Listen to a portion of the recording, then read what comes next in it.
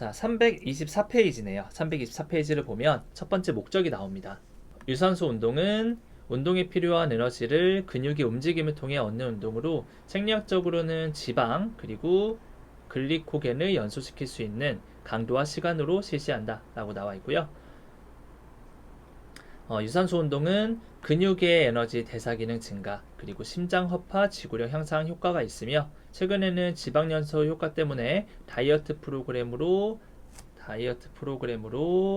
많이 사용된다 라고 얘기를 하고 있습니다. 결국에는 유산소 운동으로 가게 되면 일반적으로 많이 얘기하는 건 이 다이어트죠. 지방을 불태운다. 소위 살이 빼는 체중 감소를 원하는 사람들. 현대 사회에는 우리가 뭐 먹을 게 없는 시대가 아니기 때문에 다행히도 우리는 풍족한 시대에 태어난 걸 감사하게 생각해야죠. 풍족한 시대이기 때문에 결핍보다는 과잉의 문제가 더 많다라고 생각을 하는 게 좋을 것 같아요. 그래서 지방을 빼는 것에 대다수의 사람들이 관심이 많다. 그렇기 때문에 유산소 운동이 그런 의미를 갖는다라는 식으로 좀 생각을 해주면 될 것 같습니다. 자, 유산소 운동은 일반적으로 운동 시 에너지를 사용하기 때문에 미토콘드리아의 밀도와 크기, 그리고 근육섬유 크기, 그리고 모세혈관의 혈액 공급, 그리고 근육의 산화요소 수준 등에 의해 증가하고 다음에 세 가지 요소가 있다고 합니다. 첫 번째는 충분한 강도, 기간, 횟수에 따른다. 두 번째, 심장혈관계, 우리 카디오팔머너리 시스템을 얘기를 하는 거죠. 그리고 근육계가 적응이 되어야 하며 개개인의 지구력이 반영되어야 한다. 운동은 한정성 원리에 따른다. 이렇게 세 가지 특징이 있다고 합니다. 개요 부분은 가볍게 보고 넘어가도록 할게요. 자, 목적이 계속 이어집니다. 유산소 운동의 종류가 나와요. 걷기, 파워워킹은 더 칼로리 소모를 많이 한다라고 해서 요즘 파워워킹 같은 것들도 많이 하고 있죠. 등산, 달리기, 수영, 자전거. 헬스장에서 요즘 스피닝이라고 하는 걸 자전거 운동에서 좀 따와서 이제 상업화하는 스피닝이라는 것도 있고요. 줄넘기, 에어로빅 등등이 있습니다. 자, 일반적으로 카디오 팔머너리 지구력 향상을 위해서는 고강도라고 한다면 최대 심박수의 한 8, 90% 정도라고 생각을 하면 되고요. 인터벌 트레이닝이라는 걸 병행하면 거의 100% 수준까지 고강도로 운동을 할 수 있다라고 얘기를 합니다. 이 뒤에 나오긴 할 텐데 인터벌 트레이닝이라는 거는 뭐 A 운동, B 운동, C 운동, D 운동이 있다고 치면 요거를 쭉 이어서 근데 간격이 있죠. 여기 중간중간에 한 뭐 10초에서 30초 정도 휴식을 가지면서 하는 운동이에요. 자, 다이어트에는 중강도 70에서 80 정도 운동이 효과적이다. 이렇게 나와 있습니다. 자, 장점을 볼까요? 유산소 운동의 장점은 당연히 심장 허파 능력이라고 하는 카디오팔머너리 캐패시티와 그리고 엔듀어런스를 향상시키고요. 체내 산소 농도를 증가시킵니다. 사실 일상생활 동작이라고 하는 액티비티 데일리 리빙 일상생활 동작에서 그 유산소 운동으로 얻는 효과가 지구력이 가장 크죠. 지구력은 일상생활 동작에서 지구력은 굉장히 필요한 요소이기 때문에 유산소 운동에 대한 중요성을 우리 운동치료에서 얘기를 하고 있는 거고요. 이제 2차적으로는 육체 노동이 많은 직업군, 내활동이 많은 직업군에서 피로도와 효율이 증가되는 효과도 있다고 합니다. 자, 단점을 볼게요. 단점은 운동 중에 빈번히 손상이 발생한다. 이거 사실 많아요. 빈번히 손상이 정말 많이 발생을 합니다. 특히 뭐 유산소 운동이니까 마라톤 같은 것들. 마라톤에 참석하고 났더니 뭐 발목이 아파요, 무릎이 아파요. 이런 분들도 은근히 많아요. 손상 예방이 그래서 근본적으로 좀 어렵죠. 근본적으로 좀 어려워요. 1차적인 손상으로는 스프레인. 저번 시간에 우리 스프레인, 스트레인에 대해서 한번 제가 정리해줬죠. 복습 한번 할까요? 스프레인, 빔이라고 나오는 이거는 인대의 얘기일까요? 근육의 얘기일까요? 스프레인이니까. 스트레인은 텐션이 연상이 돼야 되고 그렇기 때문에 근육에 대한 좌상이라고 얘기를 했죠. 이거는 염자를 얘기를 하는 거죠. 인대에 대한 인대에 대한 얘기이고요. 단순 골절, 그리고 2차적으로는 영구적인 구조 및 조직에 손상이 나타나며 운동을 지속함에 따라 미세 손상의 정도가 서서히 나타난다. 그러니까 유산소 운동 같은 경우의 특징은 고강도가 아니죠. 고강도가 아니라 중강도, 저강도, 중저강도 수준으로 쭉 오랜 시간 동안 하기 때문에 요 미세 손상, 우리 신장기법에서 배운 것들 이론에 그 내용이 있었죠. 그 스트레스 골절에 대해서도 우리가 배웠던 거 기억나죠?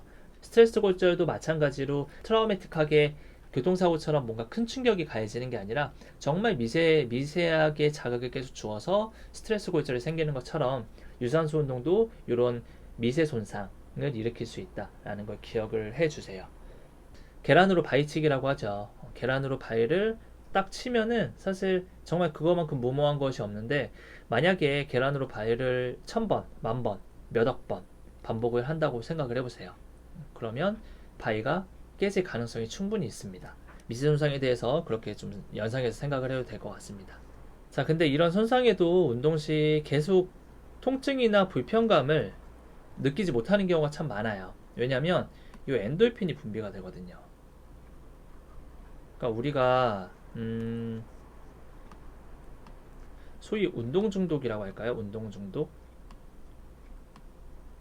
운동 중독에는 이런 기전도 포함이 되는 거예요. 심리적인 것도 있지만 엔돌핀이 분비가 되어서 실제로 웨이트 트레이닝에 운동 중독이신 분들이 많죠. 헬스장을 매일매일 가서 운동을 할 수밖에 없는, 뭐 연예인으로 따지자면 김종국 씨가 있겠죠. 김종국 씨를 예를 잠깐 들자면, 김종국 씨가 계속 운동을 할 수밖에 없는 이유 중에 하나는 제가 생각하건데, 과거에 허리 디스크를 심하게 앓아서 그 계기로 운동을 했다고 얘기를 들었거든요. 그것 때문에 군대도 면제를 받으셨고, 그래서 운동을 하다 보니까 허리 통증이 감소가 되는 걸 느끼고, 그런 게 아마 운동에 굉장히 빠지게 된 계기가 됐을 거예요. 근데 지금은 운동 중독까지 오게 됐다라고 얘기하는 이유 중에 하나는, 웨이트 트레이닝이라는 것은 목표가 근육을 얼마나 더 많이 얻을 수 있느냐에 대한 초점을 맞춘 운동이기 때문에 굉장히 영양 공급이나 운동 횟수, 휴식 이런 것들이 모두 근육이 얼마나 많이 얻어지느냐, 여기에 초점을 맞추는 거예요. 그렇기 때문에 근육이 굉장히 많아지게 되면 근육 밸런스가 사실 틀어지게 되거든요. 그래서 보디빌딩 선수들 같은 경우에 허리 통증이나 이런 짜잘한 통증들은 굉장히 많이 갖고 있는 경우가 많아요.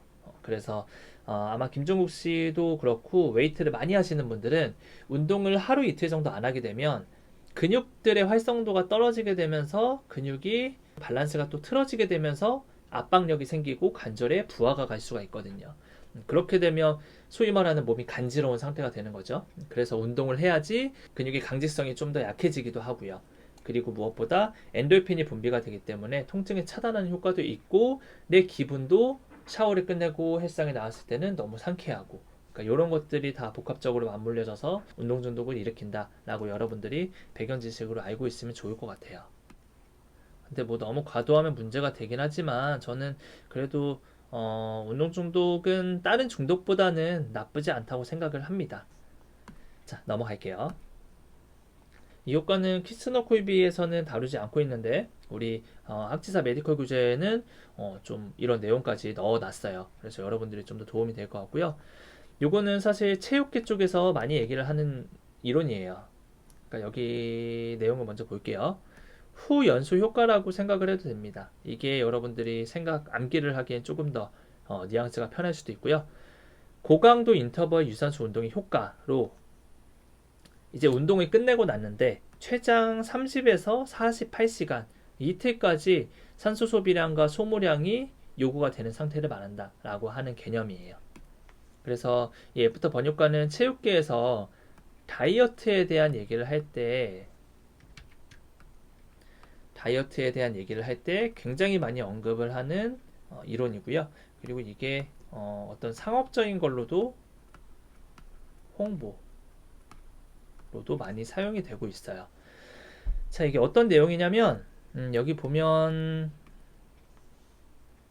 알맞는 운동을 한다고 하면 요렇게 지금 우리 그 이과가 아니었더라도 대략적으로 요렇게 나타내는 그래프가 있으면, 면적은 양이라고 생각을 하면 됩니다. 요 면적은 이 그래프에서 나타내는 면적은 양이라고 생각을 하면 돼요. 그럼 그렇게 봤을 때 지금 알맞는 운동이라고 하는 요 면적보다